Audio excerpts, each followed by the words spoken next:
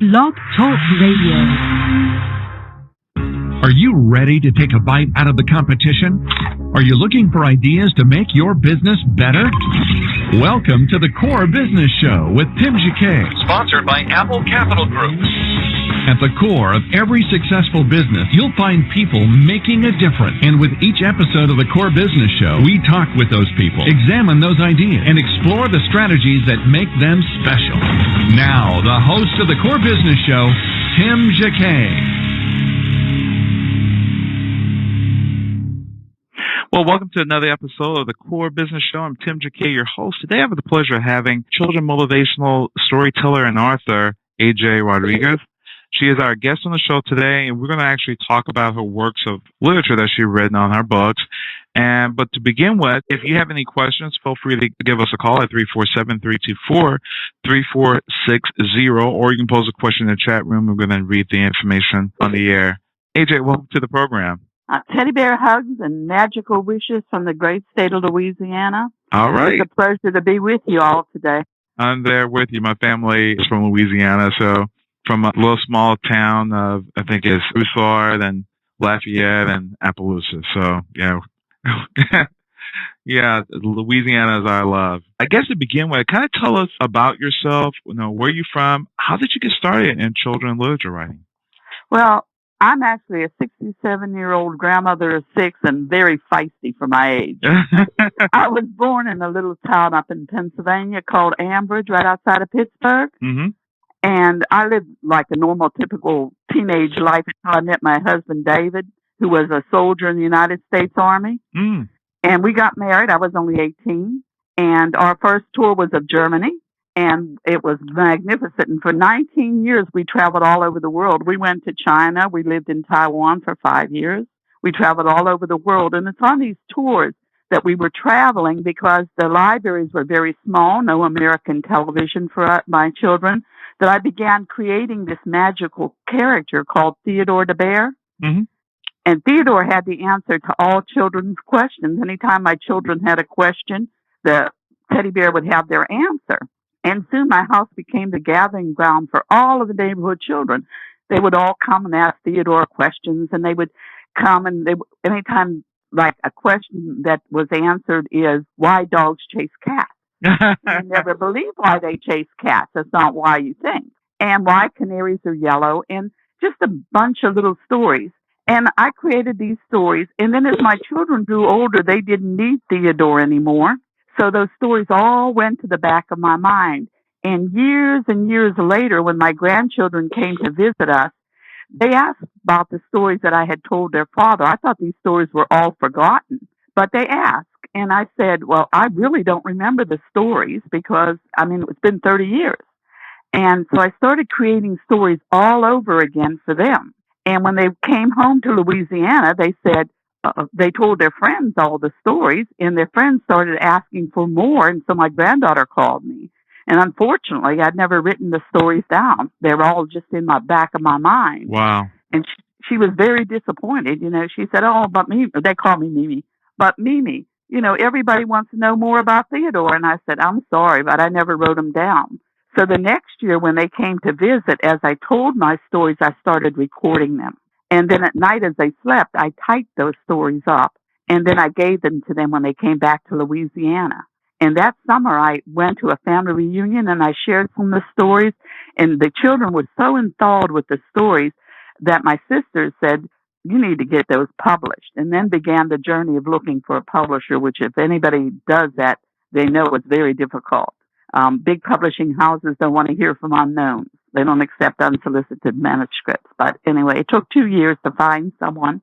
And they finally, the first person that actually read the manuscript liked it. So that's how Theodore was born.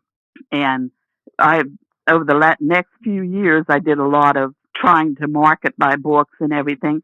And then it was during marketing that I started telling stories at fairs and festivals. Mm-hmm. And they enjoyed the stories so much that I started to get notoriety as a storyteller. So we decided that because the reading ability in Mississippi, Louisiana, Texas, children just are not into reading anymore, and children just are not into writing. And so we decided we would start a program called One Angel at a Time, and that's my program. And we do not charge to pay to go to schools or nonprofit organizations. I just go and talk to the children and try to encourage them to read and to write their own stories.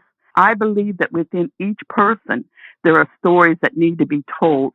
I'm sure when you were growing up from Louisiana, your grandmother probably told you these old Cajun tales. Did Absolutely. anybody write them down? Unfortunately, a lot of stories are forgotten because no one takes the time to sit down and write those stories. You know how you always say, well, tomorrow I'm going to do it? Mm-hmm. Tomorrow rolls around Tomorrow and never guess comes. what? That's it. It never happens. And so I encourage children to sit down, tell their stories, write down what their history. Even if it never gets published, so what? Years from now, grandchildren and their children are going to appreciate those stories. They're going to laugh at those stories, you know? Mm-hmm. And it's something that you can leave to your generation that can never be taken away. The written word, once written, remains forever. And so this is something that I encourage the children to do. And this program, we pay for everything ourselves, all of our travel expenses. And is it worth it? People ask me, is it worth it? And I'm going to tell you it is. Tell you a little story. We went to Florida. We had done schools and we visited 12 states, but we were in Florida this one time. And this lady, it was into like our third day, and this teacher came up and she hugged me and she says, "Oh, we're so glad to have you here. You don't realize the impact you're making, what you're doing." And I said, "Well, we're happy to do it." Well, she said, "No, you don't understand." She says, "I have a 13-year-old son." She said he had, for years and years, loved to read and to write. Well, when he turned 13, all his friends said, "That's for sissies. You're not going to, don't do that. You're a sissy. Play football, do soccer. You don't read and write stories." And she said he gave it up. But then he came to a seminar that I had given at the school, and he came home and he started to write again. And she said, "You have saved my son." That was his passion. And she said, and I told my husband, I said, "See, if you can even help just one child, then you've accomplished what we set out to do with my one angel at a time." And it's just totally marvelous. We get letters from children thanking us for coming. We get pictures. They draw pictures of Theodore, and it's just totally, totally amazing to me. I think the most amazing thing to me is just thinking that at any given moment, somewhere in the world, a little child is reading my stories and they're laughing or they're having a good time. It's not the money. It's not the fame. What it is just knowing that I'm helping a child out there to read and to perhaps encourage him, and one day he may become a famous author. Well, it's just amazing to me. What is the makeup of having a great storyteller? What ingredients, if you put in the pile of gumbo, what makes a good gumbo? What makes a good storyteller? Believing in it. Wow.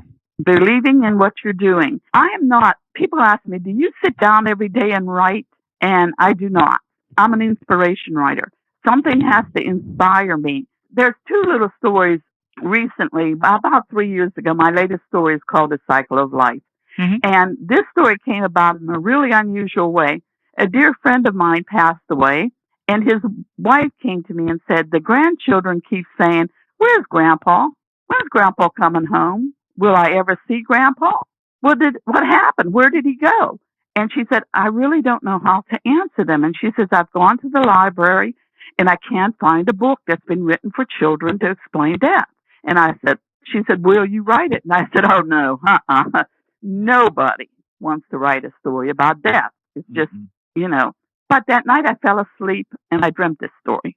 And when my husband woke up the next morning, on the computer was this story. I don't know how it got written, but it got written. So I took it to her and I gave it to her. And I said, 'This is for you to give to your grandchildren so they'll never forget their grandfather.' She read it. She cried. She gave it back. And she said, 'Give this to your publisher and let him publish it.' So that's how The Cycle of Life came about. That story is now being used by a lot of school guidance counselors to help children deal with death. So it's I don't know where the stories come from, but they just appear. Some nights my husband will wake up at 3, 4 o'clock in the morning, and I'm sitting at a computer, and I'm just typing away a story. And it'll be finished, and of course I'll go back and edit. But I don't know where they come from. They just appear. come out out of the universe, just come into your head, and just like in composer, the whole story comes to you at one time. Some people had to put a story into an outline to get there or a board. Your stories just come from the beginning to the end out of your soul, and you just begin to just write it fluently all the way through to the beginning to the end, or Right. you don't come to chapters and whatever. You just go to the beginning to the end until it stops. The last two. Now, Theodore is a chapter book. Okay. I have three. My Theodore the Bear 2, and Theodore the Bear 3. They're chapter books. Each book has between 12 and 18 stories. But again, in those stories, it's very strange. Even though he's a wizard, by the way. Even though his stories, I integrate other stories in there, like Why Dogs Chase Cats. It has nothing to do with wizards. But it's a story that Mimi, which is me, I'm in the book too. The book actually revolves around my family. All the characters are my grandchildren, my sons, my friends. All them, their names are in the book. But I made them the characters of the book. So now, like Theodore actually was a little German boy with a big dream. He wanted to become a wizard. So for many years, he studied very hard to become a wizard. But just as he became a wizard, the king decided that wizards were evil and there were to be no more. So in order to save his life, the head wizard of that time, whose name was Biz, decided to turn Theodore into something that no one would be afraid of. So he turned him into the world's first teddy bear. Wow. But That's not amazing. just any teddy bear, but a teddy bear with all the powers of a wizard. And he gave him a special book of magic and a magic crystal ball. And he told him that in the future, a great wizard was going to be born. And it was Theodore's job to train that wizard in the ways of magic. And that wizard alone would have the power to turn Theodore back into a human. But if by their 18th birthday they did not discover that secret, Theodore would have to stay a teddy bear forever. Wow. And Theodore lived through many great adventures while he waited for the birth of that wizard. And finally, in 1993, the wizard was born in New Orleans, Louisiana. And to this very day, Theodore and the other wizards live in a small town called Laplace, Louisiana. So when you write these stories and they just fluently come to you, in the past, you always used a computer to kind of express these ideas and put it together that way? Or did you ever have to do like the typewriter or the notepad and write things out? I used to do notepads until I learned to use the computer, and I'm still not proficient on the computer. I hate the computer, but, you just have to do what you have to do. I know how to get into it, and I can't do anything fancy like in word processing. People can go in there and do all these kind of things. And people ask me all the time, will you send me a picture and send it? How do they send it now? Not Pixar, but they send pixels across. I don't know how to do all that. And they'll say, well, send us something, I don't know how to do all that. Somebody's going to interview me on Skype. I'm just learning what Skype is now. So, they'll say, we're going to Skype you. And I said, you better tell me what that is. Well, this new stuff, just all this new stuff these days. Ironically, last week I needed a typewriter for something. I said, my gosh, I can't find, and I had one. And when I relocated here about a year and a half ago, I've always had a typewriter. And it's a typewriter. The last typewriter I bought was a Canon, and I bought it in 1988. And wow. It worked well. I can hook up to my computer and it will use it. If I ever find a driver, it can use as a printer. But every now and then I need a typewriter for something. And I use it. I don't know what I needed it for, but I needed a typewriter. And I had a backup typewriter from a brother model, so I had two here. But ironically, my wife made me, when we relocated here, say, Tim, you have not used your typewriters in years. I said, well, I just used it maybe like to type a form a couple of years ago. Right. So that cannot come. And then all of a sudden I start, oh my gosh, I had, one of the best typewriters, the Canon, and it worked well and it did all the stuff I needed to do. And now I kind of miss it. So especially when you had something since 1988, it was 88 or 89 and worked well and haven't had any issues. I've been preserving it, And then when you look around, you can't really find one today. And the brother I wasn't too crazy about because I didn't like how it felt. When you type on it, just felt like a toy. But the Canon was the professional ones. It just and I'm a keyboardist, a piano player, and I just like how it glides. It's like typing on a Steinway piano versus just you got a name brand. But it's kind of ironic. Also, when I was in college, we had to do 20-page papers. And we only had, you either you do it on a typewriter or you hire somebody or you had to go figure that machine out in the computer room that most of us can figure it out.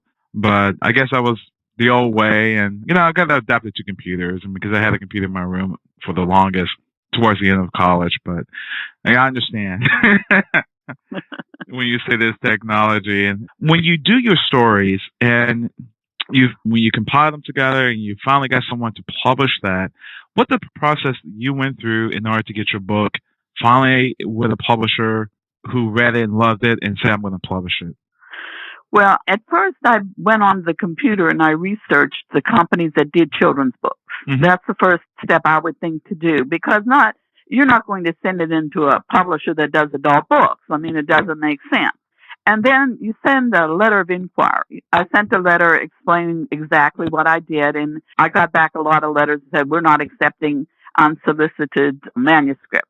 So it took me 2 years. I kept saying, I didn't give up, and that's the main thing. You can't give up. But then I discovered this place called Publish America. I don't know if you've ever heard of Publish America. Mm-hmm. But Publish America, they have about 25,000 authors in their repertoire of different books.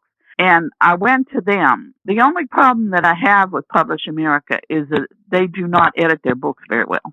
So later on, I found a lot of typos and different things in there because I'm not a perfect typist when it comes to computers and all this kind of things. And it wasn't that it was misspelled because I did the spell check. It was just that when I wanted to say is or something, it might say as, because it's a recognized word.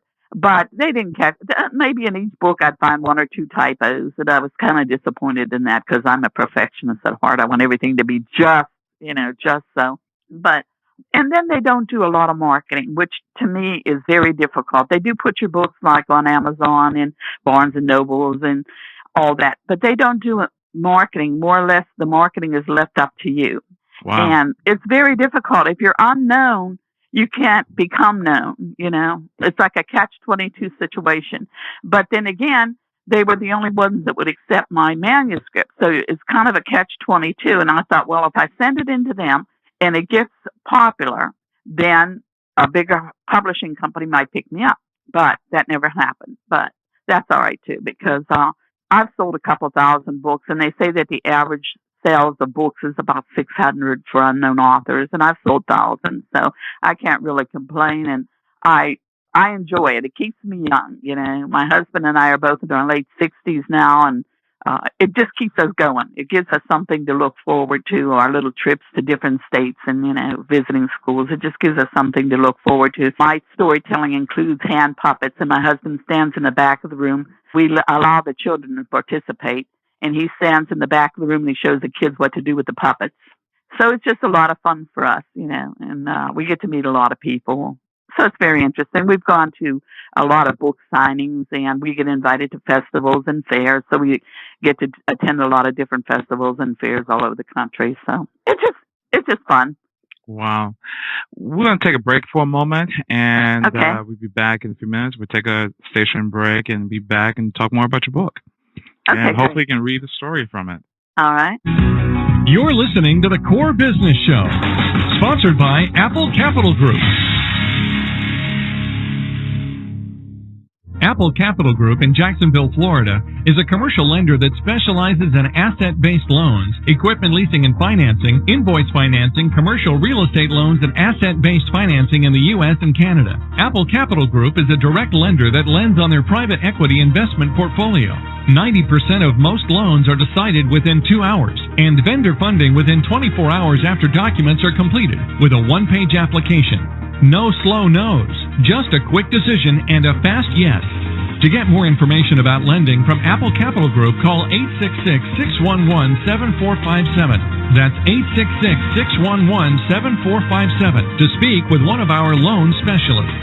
Or visit us right now at applecapitalgroup.com. Welcome back to the core.